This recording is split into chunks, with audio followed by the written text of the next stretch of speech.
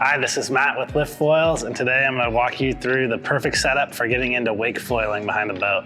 So, a lot of different gear out there in the wake foil market right now.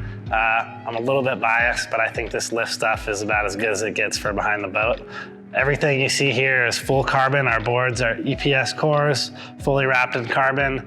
Our front wings, mast, and tail wings are full carbon. So the first thing is when you pick up one of these lift setups, you're gonna be blown away by how lightweight it is. Let's start with the board. I'd recommend getting a 4.0 28-liter board. This is kind of our bread and butter board for behind the boat. You can easily sink start it. You can also kind of start it like a wake surfer where you're using the tension of the rope to get you up. Awesome board, super simple outline, real square, works killer for behind the boat. This is kind of the board I use for any sort of tow foiling or behind the boat action. Mast size for behind the boat, I'd recommend you start out with the 28-inch mast.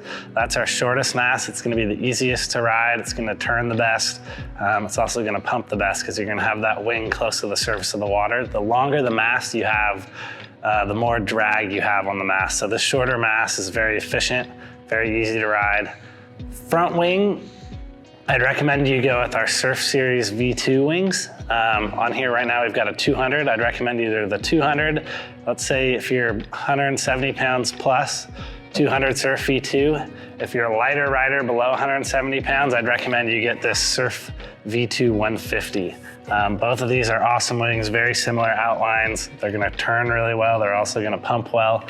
They're gonna be great for, riding in those first 3 wakes behind the boat. The magic and what makes these setups really easy to ride right out of the box is the tail wing. So I'd recommend you go with our biggest tail wing. It's a 48 tail.